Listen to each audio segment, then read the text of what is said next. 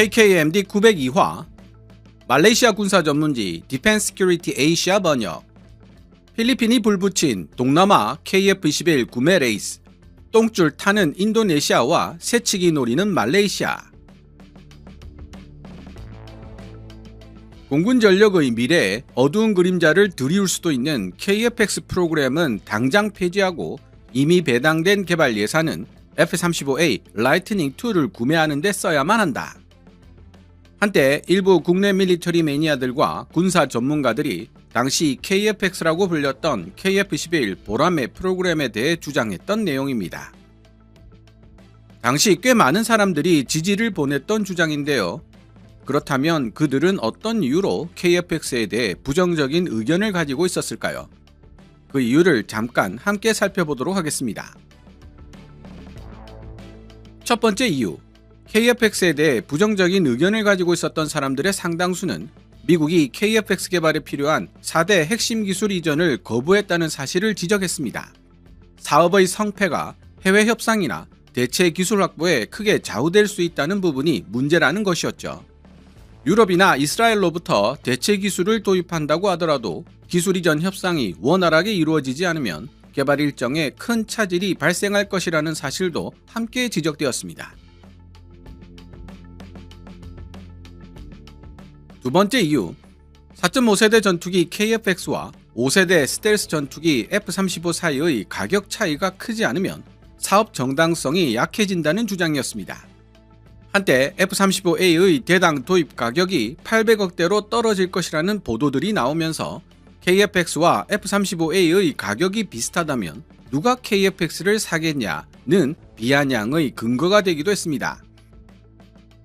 물론 F-35A는 배보다 배꼽이 더 큰 구조, 즉 도입 비용보다 운용 유지비가 훨씬 더 비싼 구조를 지니고 있지만 F-35A를 더 구매해야 한다고 주장하는 사람들에게는 큰 문제가 되지 않는 흠이었습니다. 그러나 국내 기술로 A사 레이더, IRST, EOTS, EW 스위트, 즉 핵심 4대 기술 모두를 개발하는 데 성공했고 현재 최신 생산분 기준으로 F-35A의 대당 가격은 약 1억 150만 달러, 한화 약 1340억 원 이상입니다. 이는 미 공군이 인수하는 가격으로 수출 가격과는 상당한 차이가 있죠. 실제로 대한민국 공군은 2023년 말 F-35A 20대를 추가로 인수하면서 한 대당 2천억이라는 비용을 지불했습니다. 상황이 이렇다 보니 지금은 KF-21 보라매에 대해 부정적인 의견을 제시하는 사람들을 찾기가 어려워졌습니다. 더 놀라운 사실은 외신을 통해 필리핀, 말레이시아, 인도네시아가 KF-21 보라매를 먼저 도입하기 위해 치열하게 경쟁하는 모습을 볼 수 있게 되었다는 사실입니다. 만약 부정적 의견에 매몰되어 KF-21 보라매가 좌초되었다면 오늘날 얼마나 안타까운 일이 되었을까요? 이래서 역사는 긍정적이고 도전하는 사람들의 것이라는 생각을 다시 한번 하게 됩니다. 공동개발국이었던 인도네시아의 갈팡질팡 행보에 첫 수출마저 쉽지 않겠다는 예상을 하는 사람들이 많았던 가운데 폴란드나 아랍에미리트가 KF-21 보라매 수출에 숨통을 틔워줄 것으로 기대하는 시선도 있었습니다. 그런데 엉뚱하게도 필리핀이 KF-21 보라매 구매 레이스에 본격적으로 뛰어들면서 판을 휘저었고 민기적거리고 있던 인도네시아와 FA-50M 도입을 통해 한국에 대한 신뢰를 높인 말레이시아도 KF-21 보라매 구매 레이스에 전격 참여하는 모습을 보여주고 있습니다. 이런 상황에 대해 말레이시아 군사 전문지 디펜스 시큐리티 에이시아 이하 DSA가 장문의 분석 기사를 실었는데요. 치밀하고 논리적인 구성이 돋보이는 기사입니다. 이 기사를 잘 분석해보면 KF-21 보라매 구매가 필리핀, 말레이시아, 인도네시아 각각에게 무엇을 의미하는지와 세 나라가 급하게 KF-21 보라매 구매 레이스에 뛰어들 수밖에 없었던 이유를 이해할 수 있습니다. 일단 2026년 1월 10일 DSA의 기사를 먼저 번역해본 뒤 앞서 말씀드렸던 문제들, 즉 필리핀, 말레이시아, 인도네시아 세 나라가 왜 급하게 KF-21 보라매 구매 레이스에 뛰어들 수밖에 없었는지에 대한 제 생각을 말씀드리고 향후 어떤 방향으로 상황이 흘러가게 될지에 대해 생각해 보도록 하겠습니다.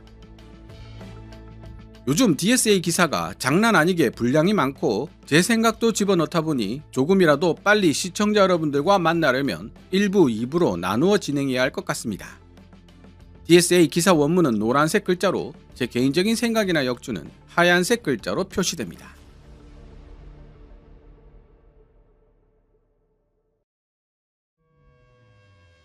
말레이시아는 한국 항공우주산업과 KF-11 보라매의 도입 가능성을 검토하기 위한 예비 협의를 시작한 것으로 전해졌다. 아직 초기 단계에 해당하는 접촉이지만 이로써 말레이시아는 한국이 추진 중인 4.5세대 전투기 KF-11 수출 확대 전략에서 선도적인 위치를 점하게 되었다. 동시에 FA-50M 경전투기 2차 도입분에 대해서도 협의가 시작된 것으로 파악되고 있다. 이는 인도태평양 지역 전반에서 공군력 현대화가 가속화되고 미국과 중국을 축으로 한 강대국 간 경쟁이 심화되는 상황 속에서 말레이시아 공군이 전력구조 우선순위를 보다 광범위하게 재조정하고 있음을 시사한다. 해당 논의의 정통한 소식통에 따르면 KF-11 보라매를 획득하기 위한 예비협의가 이미 시작되었다는 사실이 공개되었는데, 이는 점점 더 경쟁이 치열해지고 각종 감시 및 탐지 수단이 밀집되어가는 전장 환경 속에서 기존 노후 플랫폼과 점진적인 성능 개량만으로는 신뢰성 있는 억지력을 유지할 수 없다는 말레이시아 정부의 인식을 명확하게 보여준다. 말레이시아는 한국 항공우주 산업과의 접촉을 일찌감치 시작함으로써 KF-21 프로그램이 본격적인 수출 성숙 단계에 진입하기 이전에 기체 구성 옵션과 무장 통합 경로, 잠재적 산업 참여 방식 등을 사전에 조율, 형성할 수 있는 위치를 선점하게 된다. 이를 통해 말레이시아는 후발 도입국들이 통상적으로 부담하게 되는 프리미엄 비용을 회피하는 동시에 협상력을 극대화할 수 있게 된다. 언론 보도에 따르면 KF-11 보라매의 대당 도입 가격은 공중우세형 블락 1의 경우 약 8,300만 달러, 다목적형 블락 2 구성은 약 1억 1,200만 달러 수준으로 평가된다. 이러한 가격 덕분에 성능 대비 비용 측면에서 KF-11은 5세대 전투기에 대한 실질적인 대안으로 자리매김했을 뿐 아니라 서방권 4세대 전투기들과 직접적인 경쟁도 가능하게 되었다. 특히 중요한 점은 KF-11 보라매 블락 1과 블락 2 사이의 가격 차이가 기체 구조의 근본적 재설계에서 비롯된 것이 아니라 확장된 타격 임무용 항전 장비, 무장 인터페이스, 센서 융합 아키텍처의 고도화 등에 따른 임무 시스템의 복잡성이 증가한 데서 기인한다는 사실이다. 이는 플랫폼 중심의 단순한 비용 인상이 아니라 현대 전투기 경제학의 핵심인 임무 수행 능력의 고도화에 따른 비용 구조에서 비롯된 현상임을 보여준다. DSA는 KF-11 블락 1과 블락 2 사이의 가격 차이를 기체의 설계가 달라져서 비싸진 것이 아니라 임무 소프트웨어, 센서 통합 수준이 높아졌기 때문에 비싸진 것이라고 설명하고 있습니다. 즉, KF-11 보라매 블락 2는 현대 전투기 경제학의 핵심인 임무 수행 능력 고도화에 충실한 프로그램이며 그 결과 블락 1보다 훨씬 더 비싸졌다는 사실을 강조하고 있는 것입니다.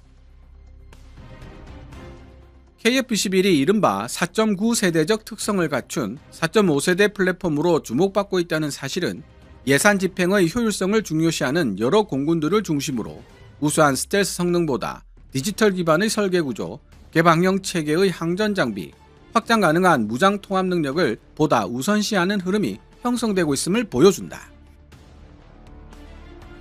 말레이시아의 영공은 남중국해, 말라카 해협, 그리고 사바 동부 접근로에 걸쳐 광범위하게 펼쳐져 있는 만큼 항공 임무와 선택적 전력 투사 임무에 최적화된 공중 전력을 보유하는 것은 주권 집행과 위기, 분쟁 상황에서의 확정 관리에 직접적인 영향을 미치는 중요한 사안이다. 가까운 이웃 국가들이 A사 레이더를 탑재한 전투기와 장거리 시계외 공중전 BBR용 미사일, 그리고 네트워크 중심의 지휘 통제 체계에 대한 투자를 가속화함에 따라 말레이시아의 전략적 셈법은 더욱 복잡해졌다. 주변 공군들의 기술적 진보는 기존의 질적 균형을 무너뜨릴 위험이 있으며 말레이시아의 안보 환경을 더욱 압박하고 있다. 이러한 배경 속에서 말레이시아가 KF-21 프로그램을 검토하는 것은 단순한 기회주의적 행보가 아니다. 이는 생존성, 작전 지속 능력, 그리고 연합작전 상호 운용성을 강화하는 방향으로 전력 구상을 체계적으로 재조정하려는 노력의 일환으로 풀이된다.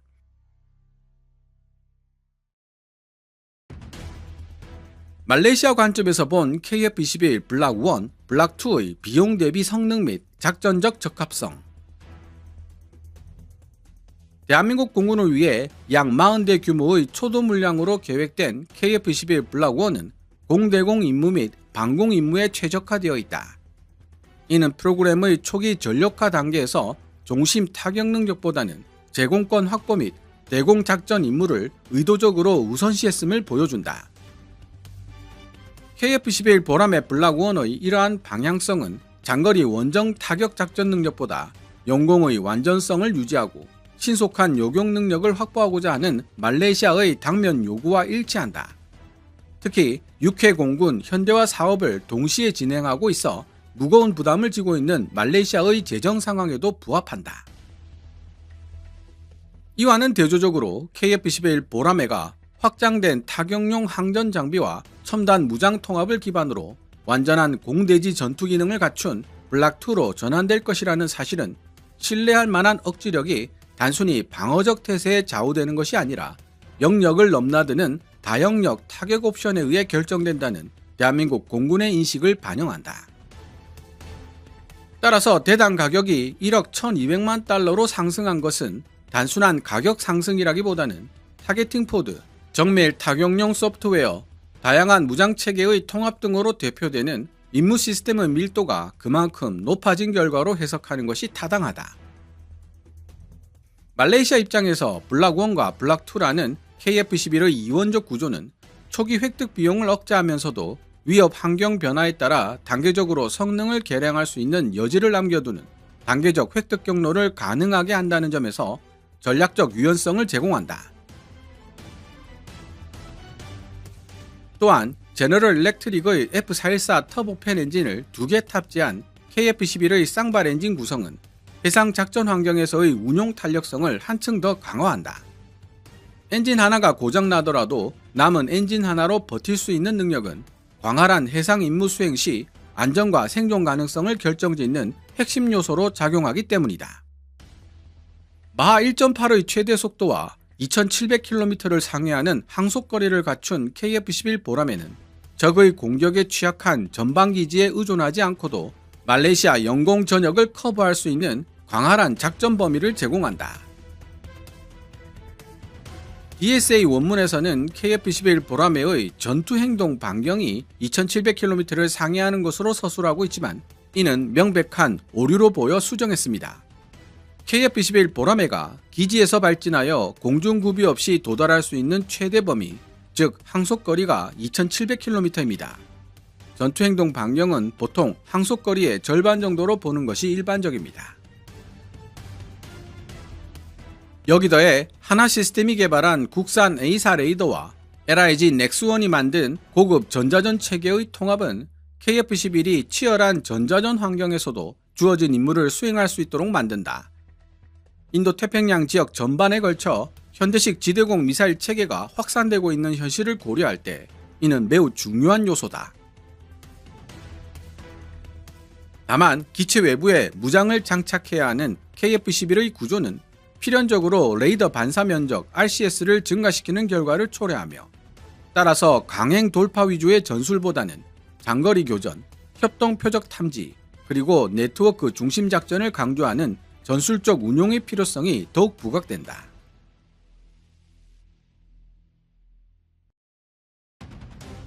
FA-50M 2차 도입, KF-21 플러스 FA-50 황금조합을 구현하려는 말레이시아. KF-21 도입과 더불어 진행되고 있는 FA-50M 2차 도입 논의는 고성능 전력 KF-21과 비용 효율적인 전력 FA-50M 규모를 균형 있게 결합하여 계층화된 공군 전력 구조를 구축하겠다는 말레이시아의 확고한 의지를 보여준다.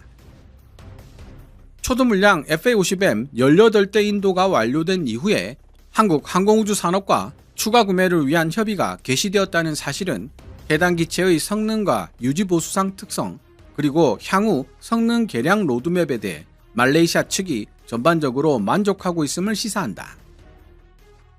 말레이시아 공군이 최종적으로 30대의 FA-50M을 운용하게 될 것이라는 전망은 FA-50M이 전술입문 훈련기 LIFT로 활용되는 동시에 평시 및 저강도 분쟁 상황에서 최전선 주력 전투기를 보조하는 신뢰도 높은 경공격 플랫폼으로서 중요한 역할을 맡게 될 것이라는 사실을 강조한다.